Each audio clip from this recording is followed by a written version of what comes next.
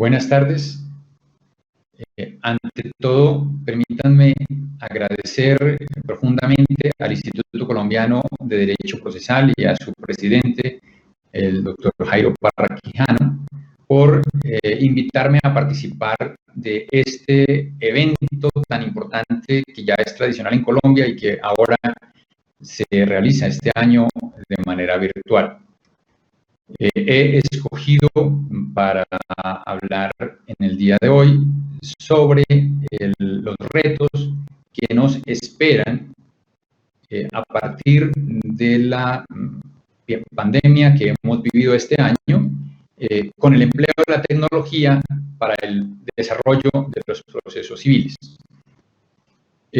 Ante todo, es importante reconocer que las épocas de crisis o las situaciones de emergencia plantean una serie de retos para todos los ciudadanos, pero por supuesto que principalmente para las autoridades y quienes están implicados en algo tan importante como la administración de justicia.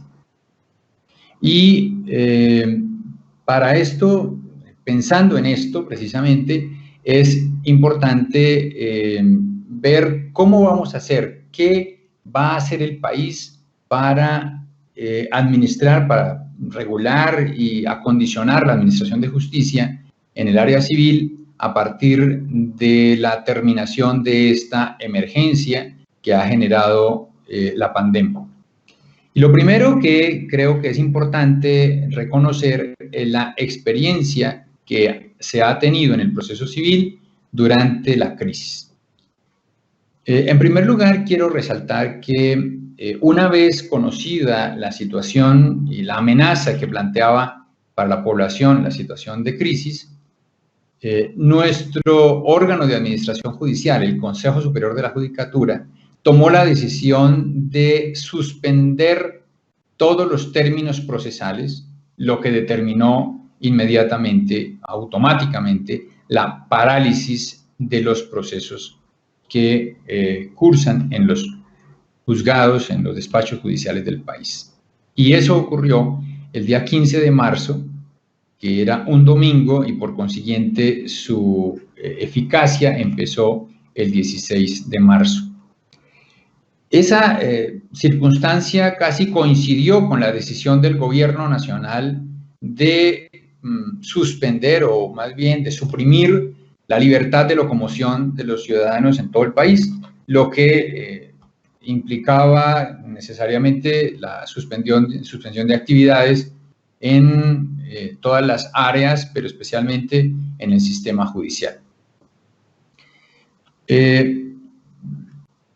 Poco después, el Consejo Superior de la Judicatura estableció una serie de excepciones de tal manera que se pudiera empezar a avanzar en algunos trámites judiciales, excepcionalísimos, claro, a pesar de la situación de crisis que se vivía, a pesar de las medidas adoptadas por el gobierno que implicaban el acuartelamiento, o mejor, el confinamiento de los ciudadanos.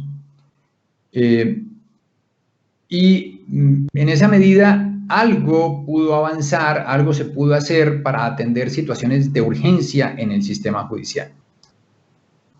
Sin embargo, la mayor parte de los pleitos judiciales, la mayor parte de los trámites judiciales se mantuvieron completamente estancados por disposición del Consejo de la Judicatura hasta el 1 de julio. Mientras tanto, el Consejo había determinado que los servidores judiciales debían realizar una serie de actividades que implicaban, de alguna manera, avanzar en la realización de funciones judiciales. Ese trabajo debían hacerlo en sus casas con el uso de sus herramientas tecnológicas y pues una escasa comunicación con el sistema de justicia y casi ninguna con los particulares. A partir del 1 de julio se decidió levantar la suspensión de los términos procesales con el propósito de darle un aliento, un avance a los pleitos judiciales que venían en curso y permitir la presentación o la formulación de nuevas demandas encaminadas a abrir la puerta a las reclamaciones de justicia de los ciudadanos. Bien pronto tuvo el Consejo de la Judicatura que retractarse de esa idea y volver a cerrar la posibilidad de atender siquiera excepcionalmente al público en las sedes judiciales. Volvió a cerrar las sedes judiciales y hasta hoy se mantienen cerradas las sedes judiciales, de tal manera que los servidores públicos, los servidores judiciales están trabajando desde sus residencias, están utilizando su tecnología y pues eso desde luego que limita profundamente el avance de los pleitos judiciales. ¿Qué más se ha hecho en todo este tiempo? El gobierno nacional, una vez decretada la emergencia, empezó a adoptar ciertas medidas encaminadas a atemperar la incertidumbre de los ciudadanos sobre sus reclamaciones de justicia, y para eso emitió unas normas de emergencia, especialmente el decreto 491 de 2020 y el decreto 564 también de este año, con el propósito de disminuir la incertidumbre que las personas tenían sobre los reclamos de justicia que estaban pendientes de avanzar o bueno, de empezar. Más tarde, el gobierno tomó la decisión de expedir unas nuevas normas de procedimiento, muy escasas, muy pocas, encaminadas en primer lugar a condicionar las reglas del Código General del Proceso a las circunstancias de emergencia para favorecer la realización de actividades procesales sin la necesidad de la presencia de los particulares en las sedes judiciales y ni siquiera de los servidores judiciales. Es decir, sin el desplazamiento de servidores judiciales ni de particulares a las sedes judiciales. Eso implicaba el uso de las tecnologías, de las herramientas tecnológicas para todo ese tipo de actividades que implican la realización de la función judicial.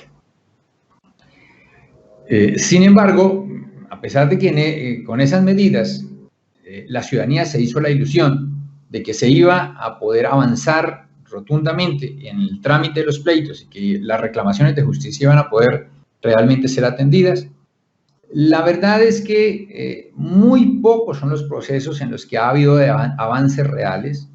Algunos han tenido avances apenas formales, muy poco significativos, y la mayoría realmente se han mantenido estancados desde cuando se suspendieron los términos procesales el 16 de marzo de 2020.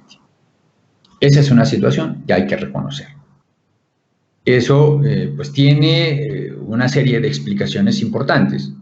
No es simplemente decisiones de las autoridades, porque las autoridades han tenido intención de mover el sistema de justicia, han tenido intención de continuar la prestación del servicio de justicia, pero las circunstancias no han sido del todo favorables y eso ha determinado que no se haya podido avanzar significativamente en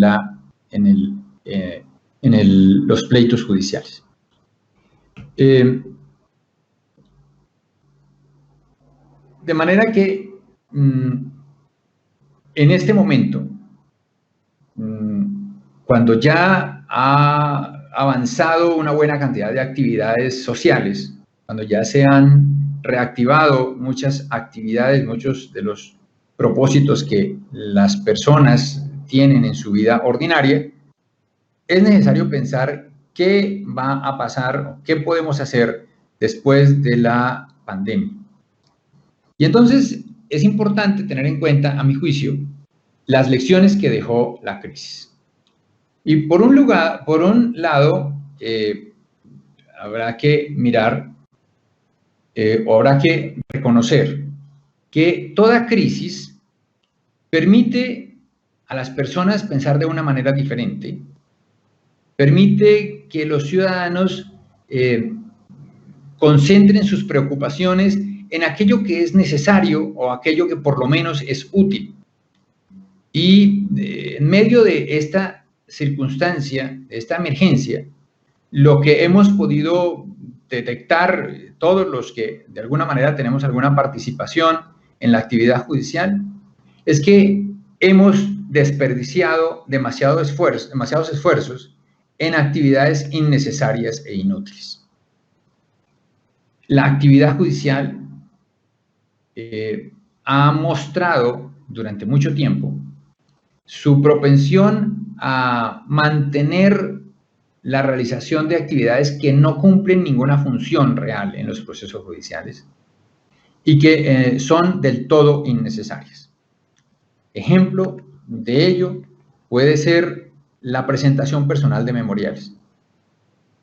Ha sido una constante en muchísimos despachos judiciales del país exigir presentación personal de memoriales, no obstante que las normas vigentes y desde hace ya cerca de 30 años han venido suprimiendo la necesidad de hacerle presentación personal a los memoriales. Eso es algo que ha obligado durante mucho tiempo a los ciudadanos, pero especialmente a los abogados, a concurrir a los despachos judiciales a realizar una diligencia del todo inútil. Otra circunstancia que parece llamativa es que los despachos judiciales se dieron a la tarea de exigir la exhibición de la tarjeta profesional de los abogados con el pretexto de que ellos tienen el deber de asegurar que quienes ejerzan la profesión efectivamente sean abogados. Y para eso echaron mano de una antiquísima norma que había caído en desuso para obligar a los abogados a concurrir al despacho judicial a hacerle presentación a los memoriales. Otra actitud o, digamos, otra costumbre que ha tenido la ciudadanía en general, pero especialmente los servidores judiciales, ha sido la relativa a la expedición de copias simples y de copias auténticas, lo que en muchas ocasiones exige la presencia de personas, especialmente de abogados, en los despachos judiciales, solicitando copias y retirando las copias después de pagarlas.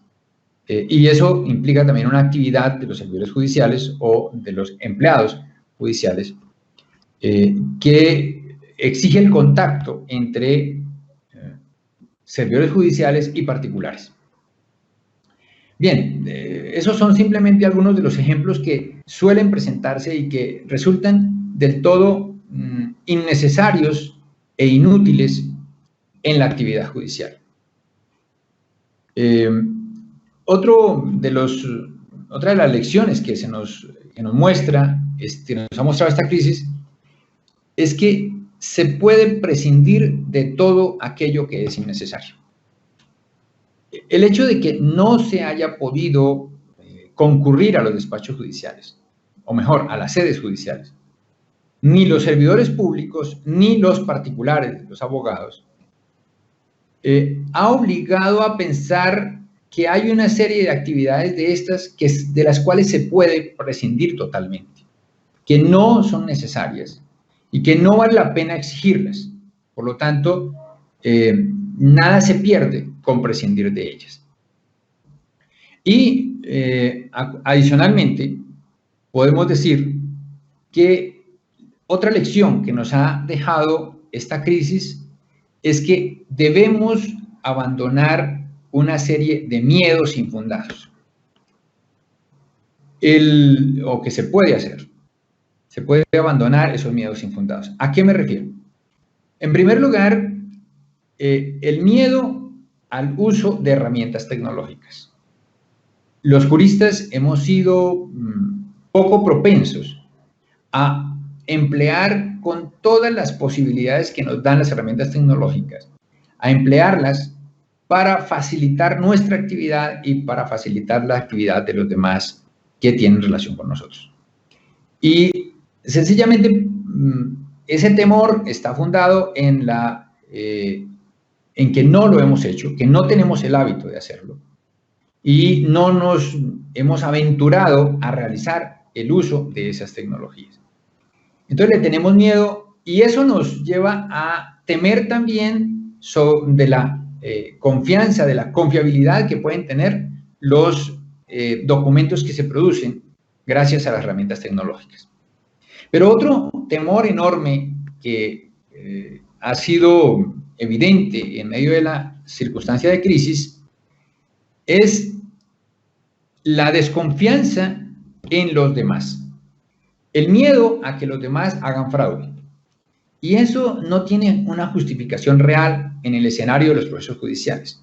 Porque el escenario del proceso judicial es el menos propenso a hacer fraude, dado que allí hay controles y todos los elementos que se presentan en los procesos judiciales están sometidos al escrutinio de las partes, generalmente de la contraparte, pero también de los servidores judiciales. De manera que es donde menos fundado resulta el temor al fraude, a que se realice fraude por cualquiera de los intervinientes en el proceso. Otra lección que nos ha dejado la situación de emergencia quizás sea que no todo se puede hacer virtualmente. Si bien buena parte de las actividades propias del proceso judicial se pueden realizar con uso de las herramientas virtuales y resultan en muchas ocasiones mucho más baratos, mucho más fáciles, mucho más ágiles, nos permiten ahorrar tiempo y recursos, la verdad es que hay algunas actividades que no se pueden realizar virtualmente. Ejemplo de ello pues, son las diligencias de entrega de bienes y la diligencia de secuestro de bienes. Pues son ellas imposibles de realizar virtualmente. Las inspecciones judiciales fuera de la sede del juzgado también son difíciles de realizar en algunas ocasiones, y yo diría que en muchas. Eso simplemente para dar unos ejemplos acerca de aquellas actividades que no se pueden realizar por medios virtuales o que en algunas ocasiones pueden resultar muy difíciles de realizar, mucho más dispendiosas de lo que son en forma presencial. Pero lo cierto es que hay muchas que sí resultan más fáciles y más rápidas por mecanismos virtuales. Y quizás la última lección que podemos mencionar es que para realizar las actividades de manera virtual, es decir, con uso de herramientas tecnológicas, se necesita mucho más que un computador. Se necesita el conocimiento, se necesita la habilidad desarrollada por quienes manejan el computador, sean servidores judiciales, empleados judiciales, litigantes, testigos, partes, etc. Todos necesitamos aprender a utilizar las herramientas tecnológicas con el propósito de emplearlas adecuadamente en la actividad judicial. Mientras tanto, las herramientas tecnológicas realmente no resultan de la utilidad que quisiéramos. Es necesario aprender a utilizarlas, es necesario acondicionarlas y quizás aprender a compatibilizar las herramientas tecnológicas propias con las herramientas tecnológicas que utiliza el sistema judicial. Solo de esa manera podríamos emplear adecuadamente las herramientas tecnológicas. ¿Qué opciones tenemos tras la tempestad que hemos vivido? Realmente afloran tres opciones. La primera es la de retornar a la normalidad preexistente. Y seguramente muchos estarán esperando que termine la pandemia para que todo vuelva a ser como antes. La segunda es apostarle a un método del todo novedoso. Seguramente también muchos, con ambiciones enormes, en el uso de herramientas tecnológicas pensarán olvidarse completamente del pasado y apostarle a un método de trabajo del todo novedoso. Y, por último, una tercera opción que se me antoja es aprovechar la experiencia que hemos tenido, aprovechar los conocimientos que hemos obtenido en esta crisis y las habilidades que hemos podido obtener para diseñar nuevos hábitos de trabajo, de tal manera que podamos avanzar en la actividad procesal con el uso de las tecnologías, pero sin desperdiciar la experiencia que en el pasado tuvimos. ¿Qué es lo deseable después de esta crisis? Pues me parece que lo primero que debemos hacer es decidir el abandono de todo lo que sea innecesario o inútil, como el Código General del Proceso lo indicó desde su expedición. Debemos desterrar toda actividad que sea innecesaria o inútil. En segundo lugar, debemos abandonar todos los temores sin fundamento. El temor a utilizar las herramientas tecnológicas, el temor a la confianza y a la seguridad que nos ofrecen las herramientas tecnológicas, pero también el temor a que los demás actores del proceso judicial hagan fraude. Son todos temores sin fundamento. Y por último, es importante que nos demos a la tarea de diseñar métodos de trabajo fundados en la confianza en los demás, que es lo que nos permite avanzar sin tropiezos inútiles, sin tropiezos infundados, y la confianza en las herramientas que la vida nos va ofreciendo, como son las herramientas tecnológicas. Muchas gracias.